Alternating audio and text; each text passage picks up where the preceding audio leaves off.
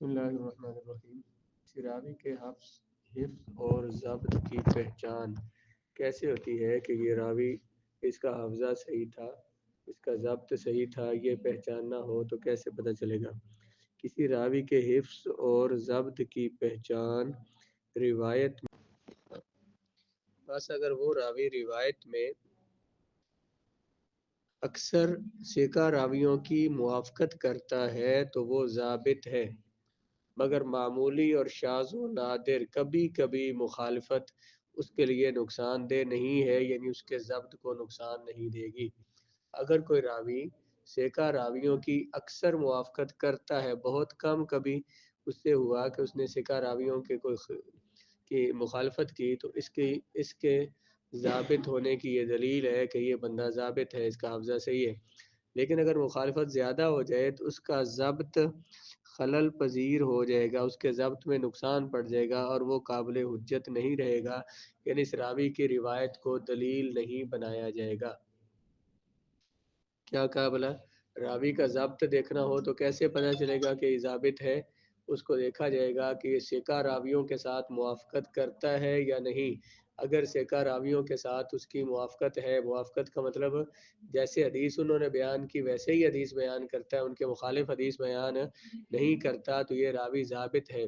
और ये इसमें ये देखा जाएगा कि अक्सर रिवायात उसकी जो है उनमें उसने सिका की मुखालिफत ना की हो।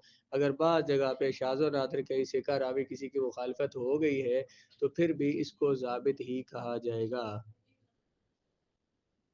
अगर किसी रावी पर कोई एतराज़ करता है, जरा करता है, जरा व तादील करता है, तो क्या जरा का सबब बयान किए बगैर उसको उस पर जरा की जा सकती है? लेकिन हम अपने उर्फ में एक बंदे को कहते हैं, ए बंदा नहीं ठीक जी, बस बंदा नहीं ठीक। उसे पूछे वजह क्या है, बंदे की वजह बता। जी ये बस नहीं ना ठीक, मैंने कहा ना बंदा नहीं ठीक। तो ये वजह है, उसे कह दिया बंदा नहीं ठीक, तो वजह बयान है कि भी क्यों नहीं ठीक। ये जरा है ना कि उसको ठीक ना कहना। अगर ये कहा जाए कि वो सच्चा बंदा है, वो सही बंदा है, तो ये क्या हुई तादील, उसको आदिल करार देना।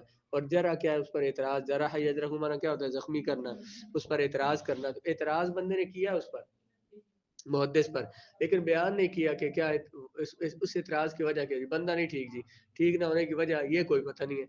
तो अगर कोई बंदा किसी पर जरा करता है और किसी पर एतराज़ करता है किसी रावी पर, या उसको आदिल करार देता है, तो उसका कोई सबब बयान ना करे कि क्यों इसको आदिल कह रहा हूँ या इसको क्यों गैर आदिल कह रहा हूँ, इस पर जरा क्यों कर रहा हूँ, उसका सबब बयान ना करे, तो क्या इसकी ये जरा और ये तादील कबूल होगी या नहीं होगी?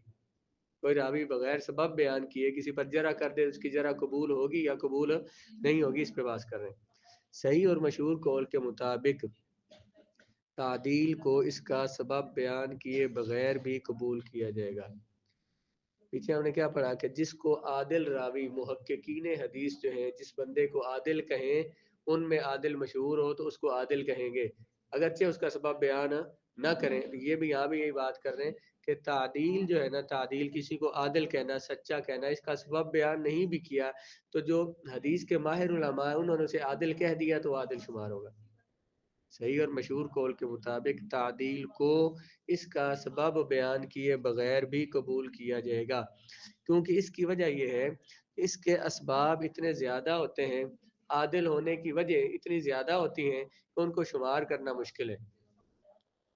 बस आदिल के नाम ने क्या था, मुसलमान हो, आकिल बालिग हो, मुत्तकी हो और लोगों के सामने गुनाह ना करता हो, उसका फिस्क ज़ाहिर ना हो, मतलब गुनाह ना करता हो।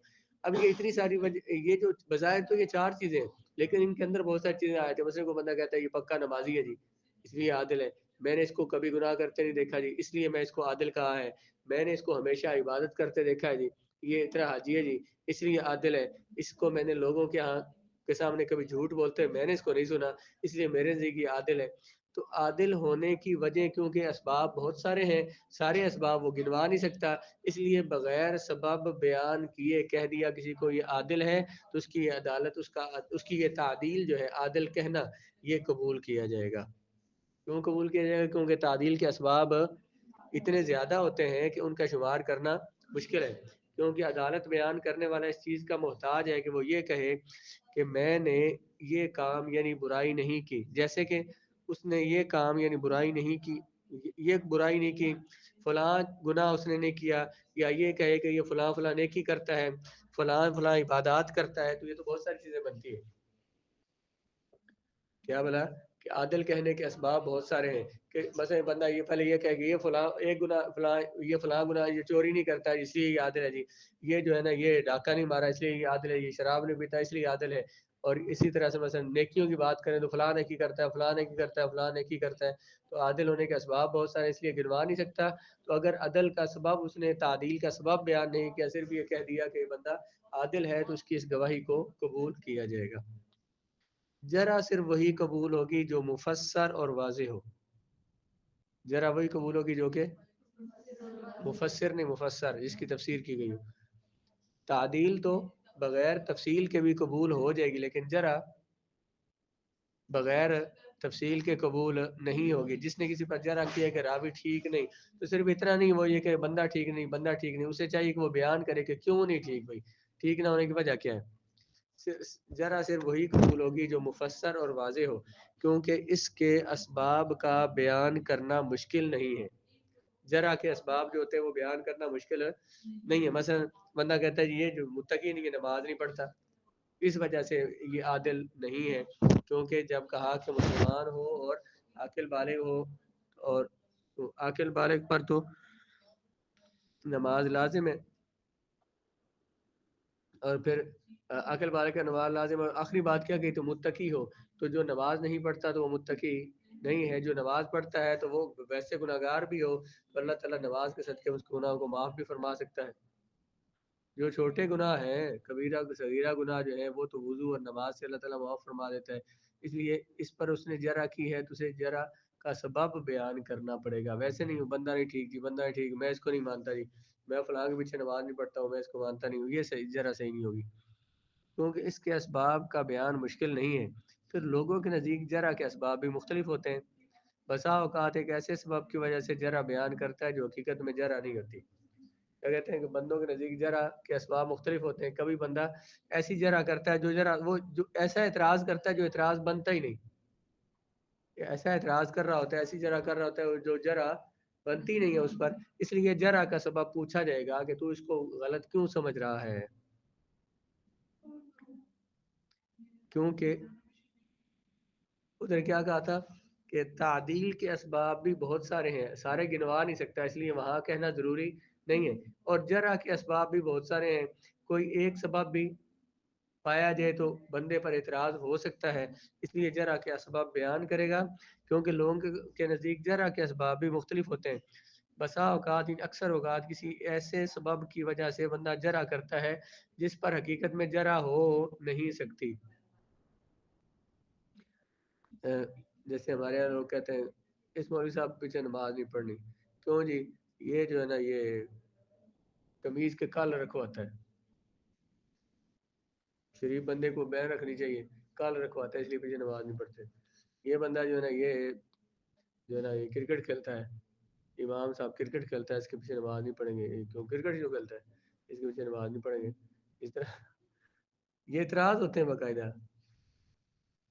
آپ لوگوں کے گاؤں میں بھی ہوگا کہ اپنے بیٹے سارے دن کرکٹ کھیلیں، جو مرضی کریں، جہاں کو کپڑ پڑھا رہے کوئی جو مرضی کرے. مولوی جو ہے نا موسم میں کرکٹ کھیلتا ہوں تو جاکسوں کرکٹ کھیلنی چاہیے، اس نے کیا کہا مولوی نے کیا کام کھیلنا، اس لیے اس پر اس پیچھے ہم نماز نہیں پڑھتے. تو یہ جو جرا ہے، یہ جرا بندہ کر رہا ہے، یہ جرا ہے، حقیقت میں جرا بنتی نہیں. فرائض اگر ادا کرتا ہے، جو بندہ فرائض ادا کر رہا ہے تو کچھ ٹائم کے لیے کھیلتا ہے، اسے کھیلنے کی اجازت ہے شریعت میں. اگر وہ اس میں سود جوا یا اس طرح کی وہ چیز نہیں ہے تو وہ اسے کھیلنے کی اجازت ہے. یہ جرا جو کر رہا ہے جرا بنتی نہیں ہے. یہ تو اگر نہ مولوی گڈی رکھی ہے، میں اسے پیچھے نماز نہ پڑھنا. تکلیف اور ہوتی ہے ویسے لی کیوں ہے بیچارے نے، مولوی بھی یار تھکن یہ تو پھر نواب ہو جیسی ہے اس پر ہوئی تھا. ایک مولوی صاحب کو لوگوں نے اس لیے نکال دیا مسجد سے، پچھلے دنوں کی بات ہے کہ وہ عمرہ کر کے آئے تھے، کسی نے عمرہ کرا نہ کہ مولوی ابھی عمرہ کر کے آئے تو دوبارہ پھر کسی عمرے نے پیکے دے دیتا ہے. مولوی صاحب تھے امیر ہو گئے، اس وجہ سے اس مولوی میں ایسا نہیں رکھنا ہے، کیونکہ یہ اگر عمرہ کرنے قابل ہو گیا ہے، ہم چودھری ہو گیا ہم نے نہیں عمرہ کیا تو اے جناب مولوی ہو گئے تو عمرہ کرا ہے، اس لیے اس کو مسجد میں نہیں رکھنا، یہ صرف وجہ۔ تو یہ اس طرح کی جرا ہوتی ہے جو جرا اصل میں جرا ہوتی ہی نہیں ہے۔ تو ویسے جو ابن صلاح فرماتے ہیں کہ پہلی بات ظاہر فقہ اور اصول فقہ میں ثابت اور واضح ہے، یعنی پہلی بات کون سی تھی کہ تعدیل جو ہے بغیر سبب کے بیان بھی کرنا، سبب بیان کے بغیر بھی تعدیل کرنا جائز ہے۔ خطیب الحافظ نے ذکر کیا ہے کہ یہی حفاظ اور ناقدین حدیث کا مذہب ہے، یعنی امام بخاری اور مسلم وغیرہ ہیں، جیسے امام بخاری اور مسلم وغیرہ ہیں۔ اسی لیے بخاری نے راویوں کی ایک جماعت سے حجت لی ہے جس پر اوروں نے جرح کی ہے۔ کیا کہا ہے کہ جو کسی کو عادل قرار دینا ہو تو بغیر سبب بیان کیے بھی اس کو عادل قرار دیا جا سکتا ہے۔ یہ فقہ اور اصول فقہ میں یہ بات واضح ہے اور یہ بات ظاہر بھی ہے، اور یہی حفاظ حدیث اور ناقدین حدیث، حدیث محدثین پر نقد کرنے والے، غور و فکر سے حدیث میں غور و فکر کرنے والے اور حدیث کے الفاظ میں غور و فکر کرنے والے محدثین کا مذہب ہے، جیسے امام بخاری اور مسلم ہے۔ اسی لیے امام بخاری نے راویوں کی ایک ایسی جماعت سے حجت لی ہے، یعنی ان سے حدیثیں لی ہیں جن پر اوروں نے جرح کی ہے، جیسے اکرمہ اور عمر بن مرزوق، اور امام مسلم نے بھی سوید بن سعید اور ایک ایسی جماعت سے حجت لی ہے، ان سے حدیثیں لی ہیں جن میں تان اور جرح مشہور ہے۔ ایسے امام ابو داود نے کیا ہے۔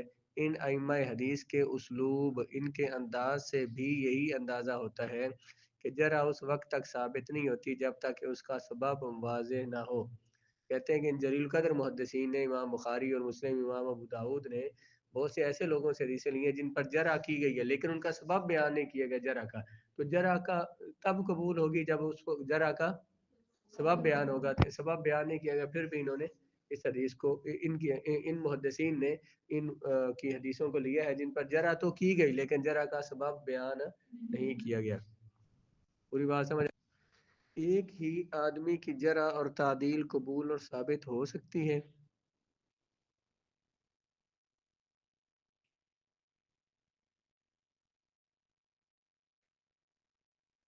صحیح قول یہ ہے کہ ایک آدمی کے قول سے جرح اور تعدیل ثابت ہو جاتی ہے۔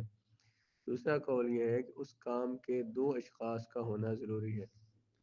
مطلب یہ ہوا کہ کسی بندے کو، کسی راوی کو ایک راوی عادل کہتا ہے تو کیا وہ عادل کہلائے گا؟ کسی ایک ثقہ راوی نے اسے عادل کہہ دیا تو کیا وہ عادل کہلائے گا یا نہیں؟ اس طرح کسی ایک عادل راوی نے اس پر جرح کر دی تو وہ جرح قبول ہوگی یا نہیں ہوگی؟ تو کہتے ہیں صحیح قول یہ ہے کہ ایک راوی نے بھی کسی کو، ثقہ راوی نے کسی کو عادل کہہ دیا تو وہ عادل کہلائے گا۔ اور دوسرا قول یہ ہے کم از کم دو راوی جو ہیں کسی عادل کو عادل کہیں یا کسی پر جرح کریں، کسی پر اعتراض کریں، تو دو راوی جرح کریں گے تو وہ جرح قبول ہوگی۔ سمجھ آئے؟ دو قول کیا ہے؟ کسی ایک عادل راوی نہیں، ثقہ راوی نہیں، کسی کو عادل کہہ دیا تو وہ عادل کہلائے گا، اور دوسرا قول کیا ہے کہ دو راویوں نے، ثقہ راویوں نے کسی کو عادل کہا تو وہ اس کا عادل ہونا ثابت ہوگا۔ ایک راوی میں جرح و تعدیل دونوں کا جمع ہو جانا۔ ایک راوی ایسا ہے کہ جس کو بعض ثقہ راویوں نے اس پر جرح کی ہے، اس پر اعتراض کیے ہیں، اور بعض ثقہ راویوں نے اسی کو عادل کہا ہے، تو اب اس کے بارے میں کیا کریں گے؟ ایک بندے کے بارے میں جب پیچھے کہا ہے ایک نے عادل کہہ دیا یا دو نے عادل کہہ دیا تو عادل شمار ہوگا، ایک دو نے جرح کر دی تو وہ جرح ثابت ہو جائے گی۔ سوال یہ ہے کہ ایک بندے کو ایک ثقہ راوی نے عادل کہا ہوا ہے اور دوسرے ثقہ راوی نے اس پر جرح کی ہے، اس پر اعتراض کیا، اسے غیر عادل قرار دیا، تو اب کیا کریں؟ معتبر اور معتمد قول کے مطابق جرح جب مفسر اور واضح ہو تو وہ راجح ہوگی، اس کو قبول کریں گے۔ ایک راوی پر دو بندوں نے اعتراض، ایک بندے نے اعتراض کیا ہے اور ایک غیر عادل قرار دیا، ایک نے اسے عادل قرار دیا ہے۔ کہتے ہیں اگر وہ جو جرح کرنے والا، جو اعتراض کرنے والا، اس نے اعتراض کی وضاحت کی ہو تو پھر اس کی جرح مان لی جائے گی، تو یعنی وہ راوی مجروح ہوگا، اس پر جرح ہوگی، اس کو عادل قرار نہیں دیں گے۔ ایک راوی کے بارے میں ایک محدث کے بارے میں دو راویوں نے کلام کیا، ایک نے اسے اور دوسرے نے اسے عادل کہا۔ جس نے جرح کیا اس نے تفسیر بیان کیا ہے کہ میں کس وجہ سے اس پہ اعتراض کر رہا ہوں اور یہ وجہ اس کے اندر پائی جاتی ہے، جرح قبول ہوگی، یعنی اس راوی پر جرح ہے تو پھر اس کی روایت قبول نہیں ہوگی۔ لیکن بعض ائمہ کے نزدیک اگر عدالت بیان کرنے والوں کی تعداد जारहीन से ज़्यादा हो जाए तो तादील मुकद्दम समझी जाएगी। अगर जो बाद मुहद्दिसीन ने कहा कि एक रावी को 1 2 4 5 6 10 ज़्यादा रावी आदिल कहने वाले भी हैं और उनमें जरा करने वाले भी हैं, तो जो आदिल कहने वाले हैं उनकी तादाद जरा करने वाले हों जारहीन जरा करने वालों से ज़्यादा। क्या कहा? एक रावी को बाद मुहद्दिसीन आदिल कहते हैं और बाद उसको पर जरा करते हैं। जो आदिल कहने वाले उनकी तादाद उनकी बात मान कर तो इसको क्या कहा जाएगा? आदिल कहा जाएगा। लेकिन ये कौल ज़ईफ़ है और इस पर एतबार नहीं है। पहले कौल पर ये एतबार है कि जिस पर जरा की गई है, अगर जरा की वजाहत है जरा कबूल हो जाएगी, वरना फिर जरा कबूल नहीं होगी, फिर उसको आदिल भी कहा गया तो वो आदिल हो जाएगा। दो तरह के कौल है ना, आदिल होना भी और उस पर एतराज़ भी है। तो अगर जो एतराज़ किया गया उसका सबब पता है तो फिर उस पर जरा है, उस पर एतराज़ है, तो इसलिए उसको कबूल नहीं करेंगे रिवायत को। और अगर उसमें वजाहत नहीं की गई तो फिर उसकी अदालत को कबूल कर लेंगे। एक शख्स से आदिल रावी की रिवायत का हुक्म। जब आदिल रावी एक ही आदमी से रिवायत करता है तो अक्सर मुहद्दिसीन के नज़दीक उसे उस शख्स की तादील और आदिल कहना नहीं समझा जाएगा। जब आदिल रावी एक ही आदमी से रिवायत करता है तो अक्सर मुहद्दिसीन के नज़दीक उसे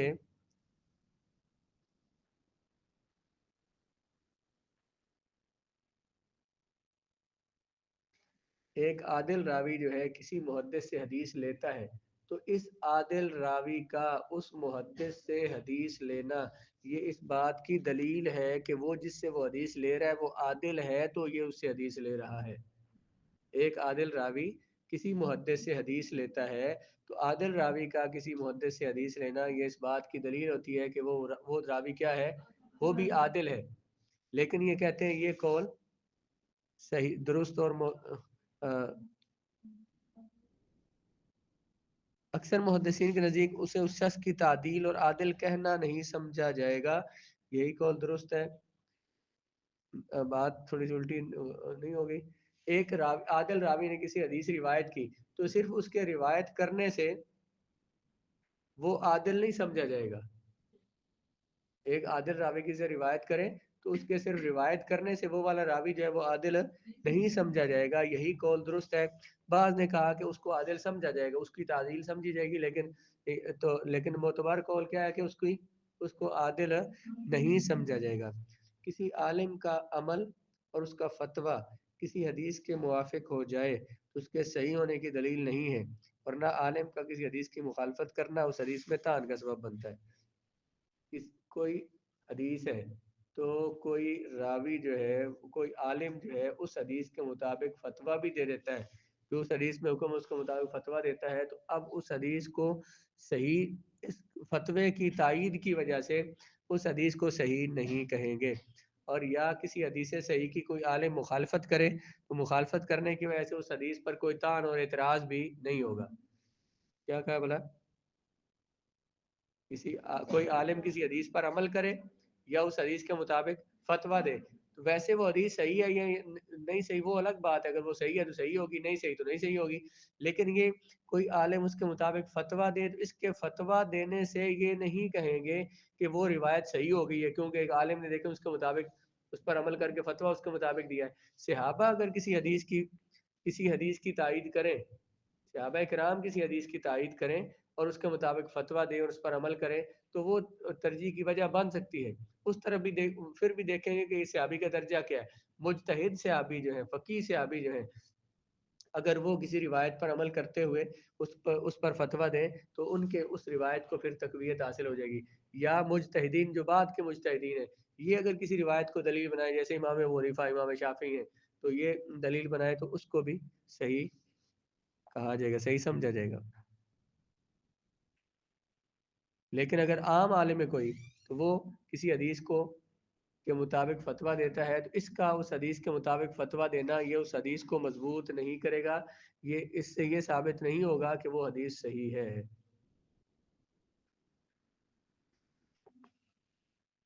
और ना आलिम का किसी हदीस की मुखालफत करना उस हदीस के सही होने में तान का सबब बन सकता है। ना उसकी रिवायत में बाज़ के नज़दीक वो उसके सही होने की दलील है।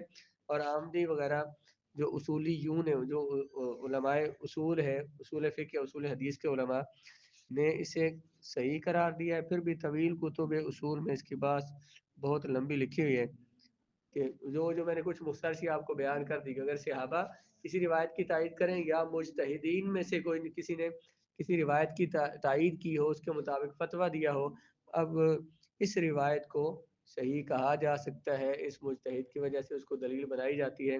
یہ اصول کی کتابوں میں یہ وجہ بیان کی گئی ہے۔